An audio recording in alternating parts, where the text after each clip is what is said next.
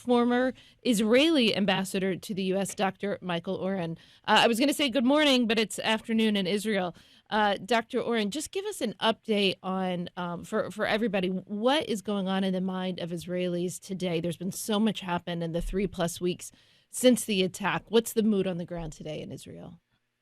Morgan, always good to be with you. Thank you for hosting me. The mood here is grim determination. That's what it is.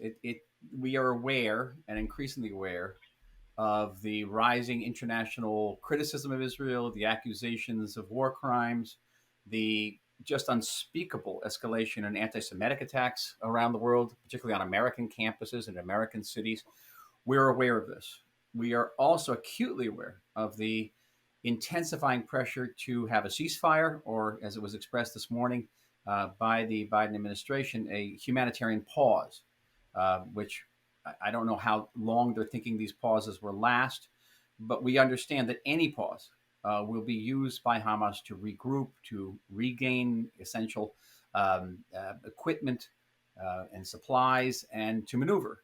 And right now, with our army deep inside Gaza, now entering Gaza City itself, imagine an army going into a city where every window, every staircase, certainly hundreds of miles of tunnels beneath that city is a death trap for Israeli soldiers.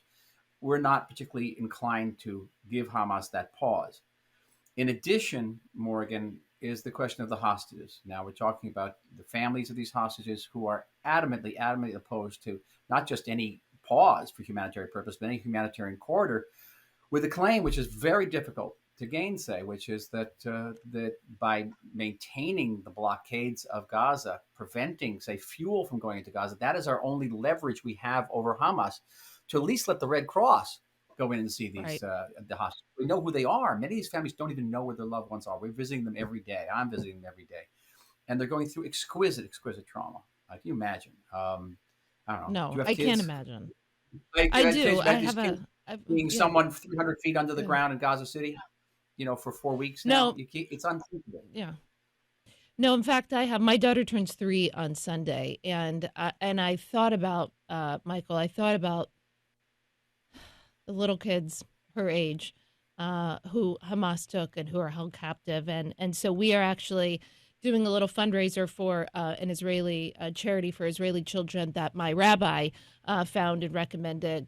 And I said, please don't give my daughter presents. All I want is to help these children, and I cannot imagine if what is going through the minds of the mothers of the little kids, of the babies, babies still in diapers that are being held hostage by Unthinkable. Hamas. It's I my can't buddy, imagine. Morgan, it's my daughter's birthday today. She's a little bit older. And Happy birthday. I said, "What do you want for your?" She says, "What?" I said, "What do you want for your birthday?" And she said, "I want a freed hostage." Yeah. Well, wait, from her lips to God's ears. I noticed this yesterday, Dr. Oren Ghazi Hamad, a Hamas official, he said, Lovely. "We will repeat the October 7th attack time and again until Israel is annihilated. We are the victims. Everything we do is justified." And that was a more of an interview where he says more gross and despicable things. It's clear to anybody who's paying attention, it's not like these people want a two-state solution. They just want to kill all the Jews. So, anyone calling for a ceasefire, I mean, even Hillary Clinton knocked down the thought of a ceasefire over the weekend. What are you thinking whenever you hear Hamas say, we will repeat the October 7th attack time and again? What do you think the Israeli government's response should be to that? It's well, we can deduce it as evidence. Evidence number one, Exhibit A. But for those of us that hello, of course we're dealing with Hamas. Right, Of course they're going to do it again. Of course they're going to do it again and do it worse. right. They cannot be deterred. Deterrence just I had a wonderful professor, Bernard Lewis, one of the great scholars of the Islamic world, and he said for these people, a massive military response is not a deterrence; it's actually an incentive because we were helping them get to whatever heaven they think they're going to, and they'll come back and they'll keep on doing it because it's not about the Israelis' response. It's what they think they need to in order to fulfill their theology. It's about theology. It's not rational. You can't look at it. And they care nothing about the Palestinian population, nothing at all.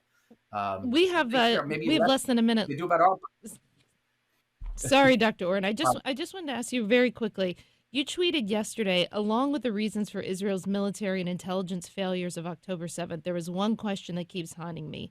Why the body cams? Can you explain that to our audience in 30 seconds, my friend? You can read that whole article on my Clarity Substack. It's just that these people the terrorists came in and filmed the horrors that they were committing. Filmed. So it asks the Right. question, who are the films for? Who are the films for? And that begs the bigger question, are we fighting against an organization or are we fighting against the people? That's right. Well, we're so lucky to have you as a guest this morning, and always. I hope to speak with you next week when I'm guest hosting again. That was Dr. Michael Oren, former Israeli ambassador to the U.S.